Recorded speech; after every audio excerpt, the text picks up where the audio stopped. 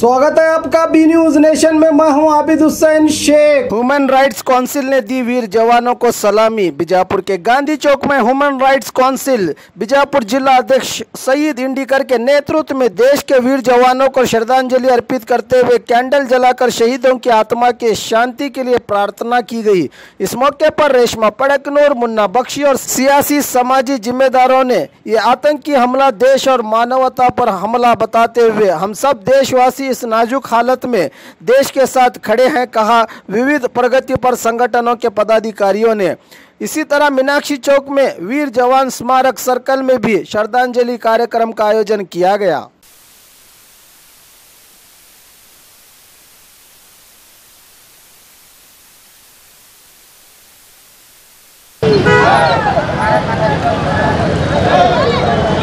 जिंदाबाद जिंदाबाद हिंदुस्तान जिंदाबाद हिंदुस्तान जिंदाबाद। बोलो भारत माता की जय, बोलो भारत माता की जय। 14 फरवरी को जो आतंकवादी हमला हुआ है हिंदुस्तान के ऊपर, हम पूरे human rights council of India की तरफ से और पूरे हिंदुस्तान की तरफ से इस आतंकवादी हमले को खंडन करते हैं, पुरजोर खंडन करते हैं। और हमारे प्राइम मिनिस्टर नरेंद्र मोदी से अपील करते हैं कि वो जल्दी एक्शन लें उनके ऊपर। और कोई बात नहीं होना चाहिए, अब एक्शन चाहिए। इसलिए हम ह्यूमन राइट्स की तरफ से और पूरे हिंदुस्तान की तरफ से गुजारिश करते हैं कि पूरे 130 करोड़ आबादी हिंदुस्तान आपके साथ है।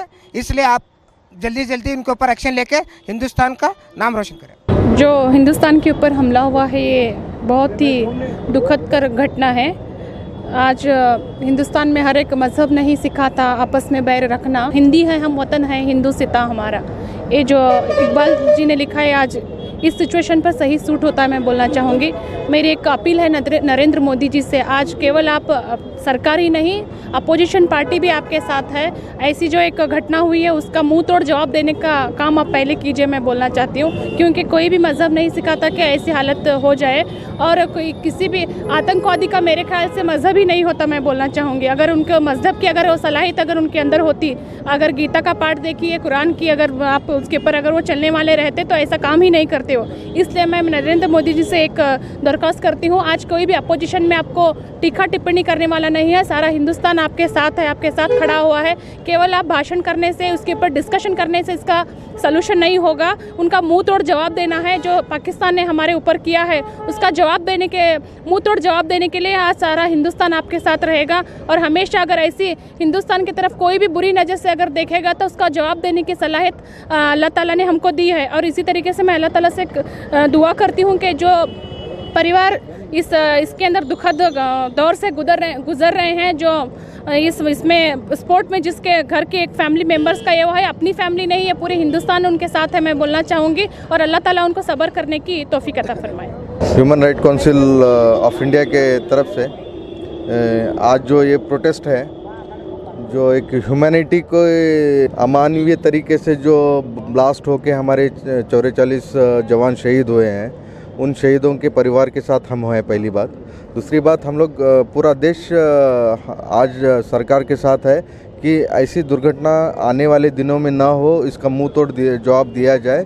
पूरी human right council, UNICEF, UNESCO को, हमारे ह्यूमन राइट काउंसिल की तरफ से भी हम लोग एक करते हैं कि इसमें जो भी दोषी पाए हैं, जो पाए जाएंगे, जो भी आतंकी संगठन है, उन संगठनों पर या उन देशों पर कार्रवाई करके इस घटना का मुंह तोड़ जवाब दिया जाए। बस ये दुखद घटना फिर से न हो और हमारे और जवान शहीद न हो, यही हम लोग चाहते हैं। और हम लोग उनके परिवार वालों के साथ हैं। इतना कह के मैं अपनी बात ख़त्म करता हूँ। हम बेहद दुखी हैं इस मौके, इस जो भी घटना हुई उससे दुखी हैं हम लोग। शुक्रिया। ಮೊಟ್ಟ ಮೊದಲಿಗೆ ನಾನು ಭಾರತದ ಹೆಮ್ಮೆಯ ಪುತ್ರರಾಗಿರುವಂಥ CRPF ಯೋಧರಿಗೆ ನಾನು ಸಲಾಮನ್ನು ಕೊಡುತ್ತೇನೆ। ಫೆಬ್ರವರಿ 14ರಂದು ಆದಂಥ ಈ ಘಟನೆಗೋಸ್ಕರ ನಾವೆಲ್ಲ ಭಾರತೀಯರು ಭಾಳ ನೊಂದಿದ್ದೇವೆ। ನಮಗೆ ಈ ಭಾರತೀಯರಿಗೆ ನಮಗೆಲ್ಲರಿಗೂ ಈ ರೀತಿಯಾದಂಥ ಆಘಾತವನ್ನುಂಟು ಮಾಡಿದಂಥ ಈ ಆತಂಕವಾದಿಗಳಿಗೆ ಸರಿಯಾದ ಪಾಠವನ್ನು ಕಲಿಸಲಿ।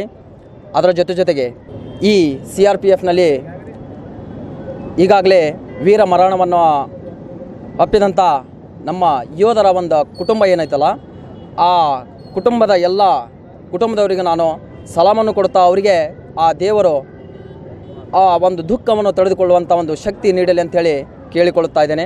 ನಾನು ದೇವರಪುರ ತಾಲೂಕಿನ ಹ್ಯೂಮನ್ ರೈಟ್ಸ್ ಪ್ರೆಸಿಡೆಂಟ್ ಆಗಿದ್ದೇನೆ, ಮಹಬೂಬ್ ಎಂ ಮರೋಳು.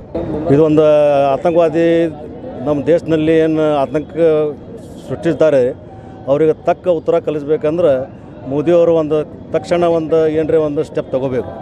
ಮತ್ತೊಂದು ಏನೈತಿ, ನಮ್ಮದು 48 ಸೈನಿಕರಿಗೆ ಏನವರು ಮೋಸ ಮಾಡಿ ಹೊಡೆದಿದ್ದಾರೆ, ಅದಕ್ಕೆ ನಾವು ಪಾಕಿಸ್ತಾನಕ್ಕೆ ತಕ್ಕಂತೆ ಉತ್ತರ ನೀಡಬೇಕು. ಮತ್ತು ನಾವು 125 ಕೋಟಿ ಇದ್ದ ದೇಶ ಒಂದು ಸಣ್ಣ ನಮ್ಮದು ಇದು ಐತೆ ಅಂದ್ರೆ ನಮಗೆ ಇಲಿ ಹುಲಿಗೆ ಇದಕ್ಕೆ ಕಾಳಾಕತ್ತೈತೆ ಅಂದ್ರೆ ಅದಕ್ಕೆ ತಕ್ಕ ಉತ್ತರ ಕೊಡಬೇಕಂತ ಈ ಮೂಲಕ ನಾನು ಹೇಳ್ತೀನಿ. ಮತ್ತು ನಮ್ಮ ಭಾರತ ದೇಶದ ಸೈನಿಕರಿಗೆ ಅವರು ಏನು ವೀರ ಯೋಧರು ಮತ್ತು ಏನು ಶಹೀದ್ ಆಗಿದ್ದಾರೆ, ಅವರಿಗೇನಿದೆ ದೇವರೇನೈತೆ ಅವ್ರ ಆತ್ಮಕ್ಕೆ ಶಾಂತಿ ಸಿಗಲಿ ಮತ್ತು ಅವರ ಪರಿವಾರಕ್ಕೆ ನಮ್ಮ ಇಡೀ ಭಾರತ ದೇಶ ಎಲ್ಲ ಅವ್ರ ಜೊತೆ ಇದೆ ಮತ್ತು ನಾವೆಲ್ಲ ಅವ್ರ ಕೂಡ ಇದು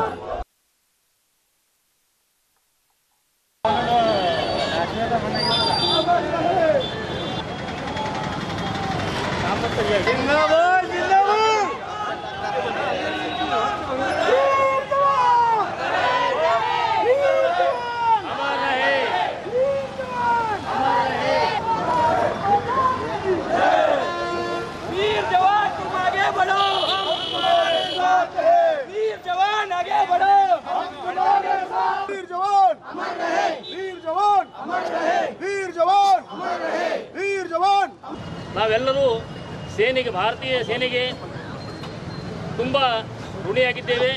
ನಮ್ಮ ಪ್ರತಿಯೊಂದು ಉಸಿರು ಕೂಡ ಭಾರತೀಯ ಸೇನೆಗೆ ಇವತ್ತಿನ ದಿವಸ ನಾವು ಸಮರ್ಪಣೆ ಮಾಡ್ತೇವೆ. ಯಾಕಂದರೆ ನಮಗೆ ಯಾವುದೇ ದೃಷ್ಟಿಯಿಂದ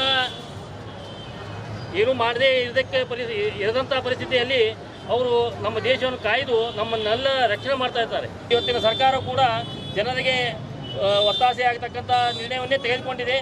ಇನ್ನೂ ಕಠಿಣ ನಿರ್ಧಾರ ತೆಗೆದುಕೊಳ್ಬೇಕಂತೇಳಿ ಮೋದಿಯವ್ರನ್ನ ಈ ಮೂಲಕ ಕೇಳಿಕೊಂಡು ಈ ನನ್ನ ಒಂದೆರಡು ಮಾತು ಮುಗಿಸ್ತೇನೆ.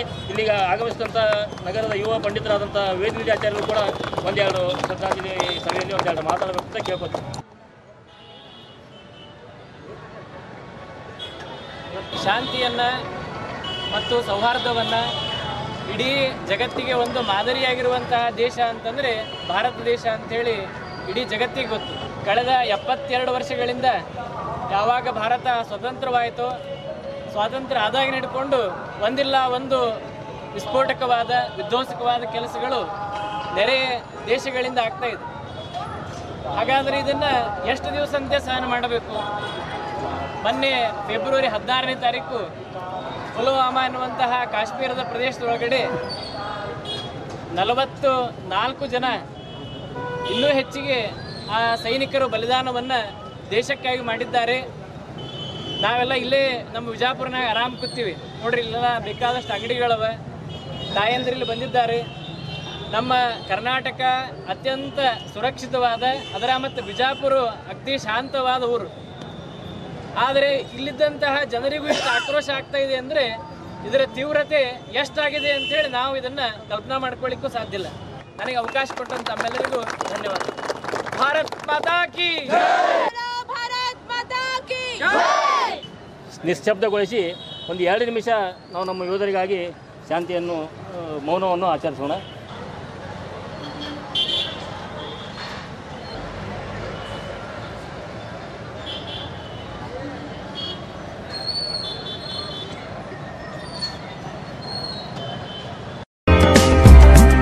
Indian Spice House Family Restaurant and Dhaba, veg and non-veg special items, delicious soups,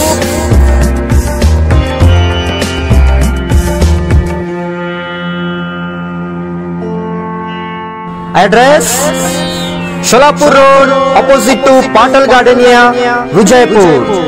Indian Spice House Family Restaurant and Dhaba.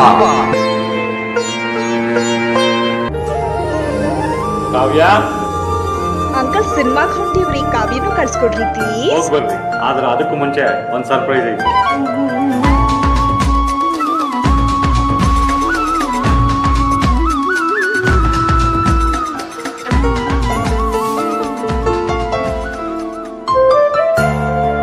ನಿಮ್ಮ ಆಭರಣ ಖರೀದಿಯ ಮೊದಲ ಆಯ್ಕೆ ಸೀಮಾ ಗೋಲ್ಡ್ ಆಗಿರಲಿ.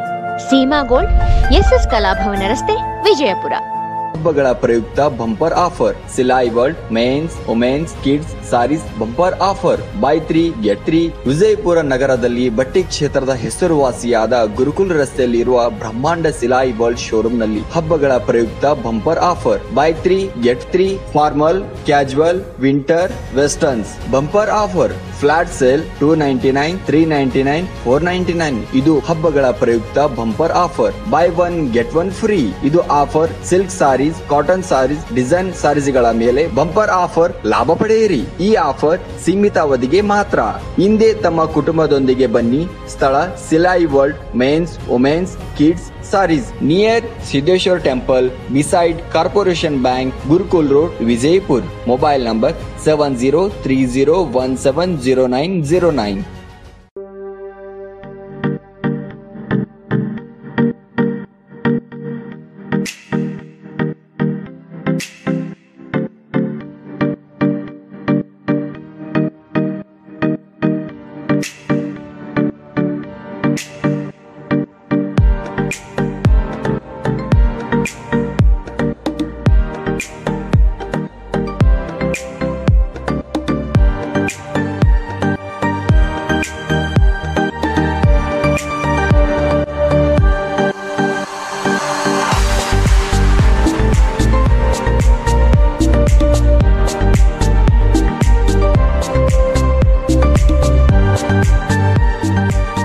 हमारे पास यहाँ पे शादियों का बाज़ार और जमातों का और सब कुछ मिलता है। फर्नीचर मिलता है हमारे पास, अच्छे से अच्छी क्वालिटी भी है और कम से कम क्वालिटी का रेंज भी है। फर्नीचर में हमारे पास 7,000 से चालू है, जो हम कम से कम रेंज में हमारे बीजापुर की जनता को देना चाहते हैं। और पूरे बीजापुर डिस्ट्रिक्ट से हमारे पास कस्टमर्स आते हैं और इंशाल्लाह आते रहेंगे। आप भी एक मर्तबा हमारे शॉप को ज़रूर विज़िट कीजिए।